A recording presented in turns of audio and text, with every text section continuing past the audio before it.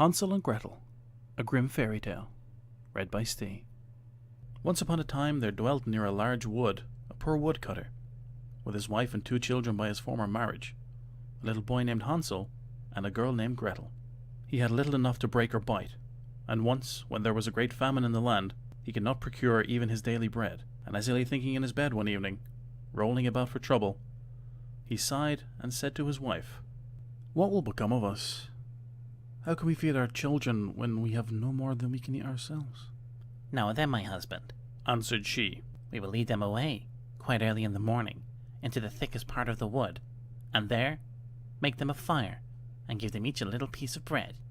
Then we will go to our work, and leave them alone, so they will not find the way home again, and we shall be free from them."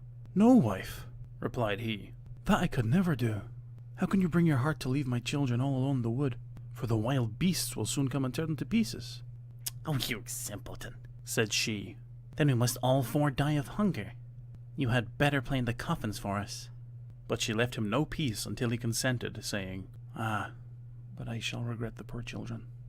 The 2 children, however, had not gone to sleep for very hunger, and so they overheard what the stepmother said to their father. Gretel wept bitterly, and said to Hansel, "What will become of us?" "Be quiet, Gretel," said he. "Do not cry. I will soon help you." And as soon as their parents had fallen asleep, he got up, put on his coat, and, unbarring the back door, slipped out. The moon shone brilliantly, and the white pebbles which lay before the door seemed like silver pieces. They glittered so brightly. Hansel stooped down and put as many into his pocket as it would hold, and then going back, he said to Gretel, "Be comforted, sister, and sleep in peace. God will not forsake us." And so saying, he went to bed again. The next morning before the sun arose, the wife went and awoke the 2 children. "Get up, you lazy things. We are going into the forest to chop wood." Then she gave them each a piece of bread, saying, "There is something for your dinner. Do not eat it before the time, for you will get nothing else." Gretel took the bread in her apron, for Hansel's pocket was full of pebbles, and so they all set out upon their way. When they had gone a little distance, Hansel stood still and peeked back at the house, and this he repeated several times, till his father said, "Hansel, what are you peeping at, and why do you lag behind? Take care and remember your legs." "Oh, father," said Hansel, "I am looking at my white cat sitting upon the roof of the house and trying to say goodbye." "Oh, you simpleton," said the wife. "That is not a cat. It is only the sun shining on the white chimney." But in reality, Hansel was not looking at a cat, but every time he stopped, he dropped a pebble out of his pocket upon the path. When they came to the middle of the forest, the father told the children to collect wood, and he would make them a fire, so that they should not be cold. So Hansel and Gretel gathered together quite a little mountain of twigs. Then they set fire to them, and as the flames burnt up high, the wife said, "Now, you children, lie down near the fire and rest yourselves, while we go into the forest and chop wood. When we are ready, I will come and call you." Hansel and Gretel sat down by the fire, and when it was noon, each ate a piece of bread, and because they could hear the blows of an axe, they thought their father was near. But it was not an axe, but a branch which he had bound to a withered tree, so as to be blown to and fro by the wind. They waited so long that at last their eyes closed from weariness, and they fell fast asleep. When they awoke, it was quite dark, and Gretel began to cry, "How shall we get out of the wood?" But Hansel tried to comfort her by saying, "Wait a little while till the moon rises, and then we will quickly find the way." The moon soon shone forth, and Hansel, taking his sister's hand, followed the pebbles, which glittered like new coined silver pieces, and showed them the path. All night long they walked on, and as day broke, they came to their father's house. They knocked at the door, and when the wife opened it and saw Hansel and Gretel, she exclaimed, "You wicked children! Why did you sleep so long in the wood? We thought you were never coming home again." But their father was very glad, for it had grieved his heart to leave them all alone. Not long afterwards there was again great scarcity in every corner of the land, and one night the children overheard their stepmother saying to their father, "Everything is again consumed. We have only half a loaf left, and then the song is ended. The children must be sent away. It is the only means of escape for us." But her husband felt heavy at heart and thought, "It were better to share the last crust with the children." His wife, however, would listen to nothing that he said, and scolded and reproached him without end. He who says A must say B too, and he who consents the first must also the second. The children, however, had heard the conversation as they lay awake, and as soon as the old people went to sleep, Hansel got up, intending to pick up some pebbles as before, but the wife had locked the door, so that he could not get out. Nevertheless, he comforted Gretel, saying, "Do not cry. Sleep in quiet. Good God will not forsake us." Early in the morning, the stepmother came and pulled them out of bed, and gave them each a slice of bread, which was still smaller than the former piece. On the way, Hansel broke his in his pocket, and, stooping every now and then, dropped a crumb upon the path. "Hansel, why do you stop and look about?" said the father. "Keep in the path." "I am looking at my little dove," answered Hansel, "nodding a goodbye to me." "Simpleton," said the wife. "that is no dove, but only the sun shining on the chimney." But Hansel still kept dropping crumbs as he went along. The mother led the children deep into the wood, where they had never been before, and there, making an immense fire, she said to them, "Sit down here and rest. Now when you feel tired, you can sleep for a while. We are going into the forest to hew wood, and in the evening, when we are ready, we will come and fetch you." When noon came, Gretel shared her bread with Hansel, who had strewn his on the path. Then they went to sleep, but the evening arrived, and no one came to visit the poor children. And in the dark night they awoke, and Hansel comforted his sister by saying, "Only wait, Gretel, till the moon comes out. Then we shall see the crumbs of bread which I have dropped, and they will show us the way home." The moon shone, and they got up, but they could not see any crumbs, for the thousands of birds which had been flying about in the woods and fields had picked them all up. Hansel kept saying to Gretel, "We will soon find the way." But they did not, and they walked the whole night and the next day, but still they did not come out of the wood. And they got so hungry, for they had nothing to eat but berries, which they found upon the bushes. Soon they got so tired that they could not drag themselves along, so they lay down under a tree and went to sleep. It was now the third morning since they had left their father's house, and they still walked on, but they only got deeper and deeper into the wood, and Hansel saw that if help did not come very soon, they would die of hunger. At about noonday they saw a beautiful snow-white bird sitting upon a bough, which sang so sweetly that they stood still and listened to it. It soon ceased and, spreading its wings, flew off, and they followed it until it arrived at a cottage, upon the roof of which it perched. And when they went close up to it, they saw that the cottage was made of bread and cakes, and the window panes were of clear sugar. "We will go in there," said Hansel, "and have a glorious feast. I will eat a piece of the roof, and you can eat the window. Will they not be sweet?" So Hansel reached up and broke a piece of the roof off, in order to see how it tasted, while Gretel stepped up to the window and began to bite it.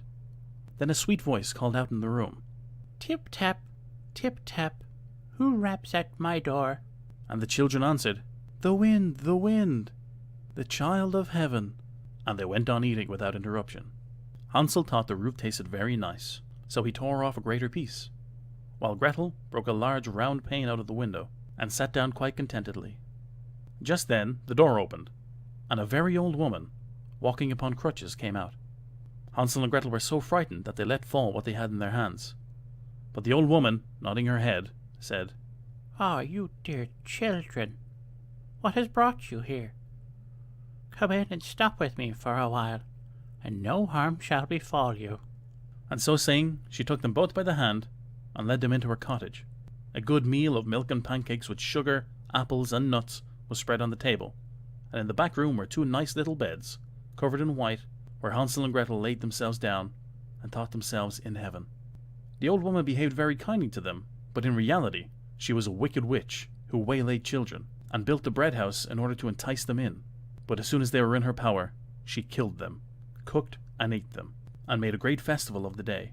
Witches have red eyes and cannot see very far, but they have a fine sense of smelling, like wild beasts, so that they know when children approach them. When Hansel and Gretel came near the witch's house, she laughed wickedly, saying, "Here comes two who shall not escape me."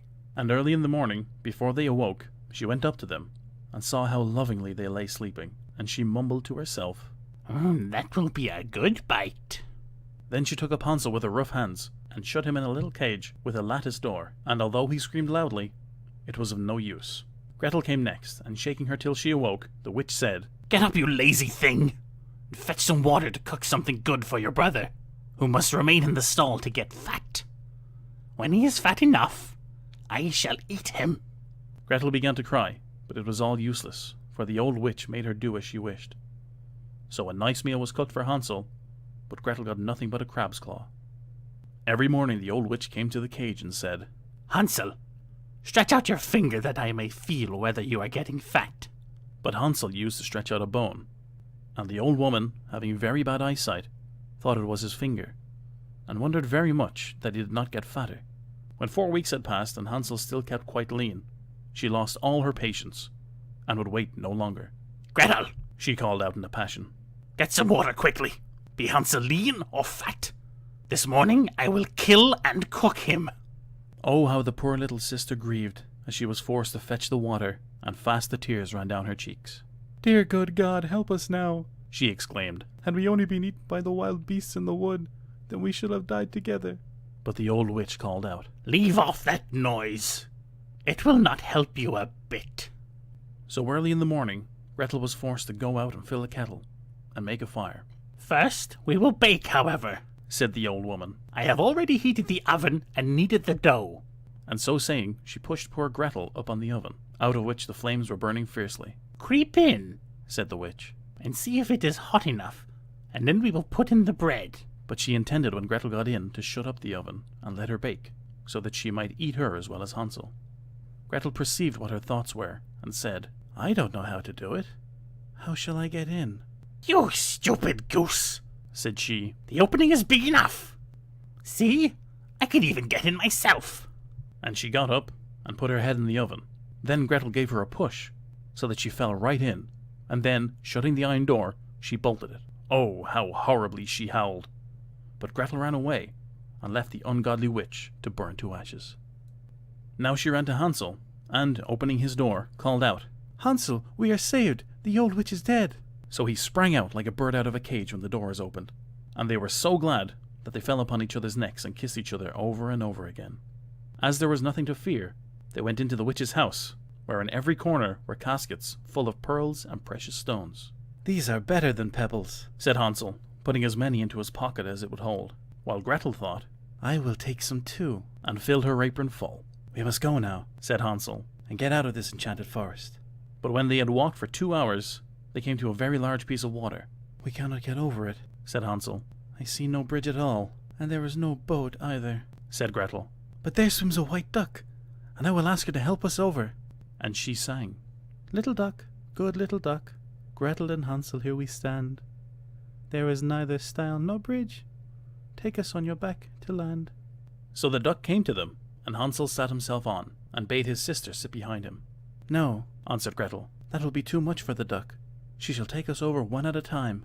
This the good little bird did, and when both were happily arrived on the other side, and had gone a little way, they came to a well-known wood, which they knew the better every step they went, and at last they perceived their father's house. Then they began to run, and, bursting into the house, they fell into their father's arms. He had not had one happy hour since he had left the children in the forest, and his wife was dead. Gretel shook her apron, and the pearls and precious stones rolled out upon the floor, and Hansel threw down one handful after another out of his pocket. Then all their sorrows were ended, and they lived together in great happiness. My tale is done. There runs a mouse. Whoever catches her may make a great, great cape out of her fur. Thank you for listening. Good day.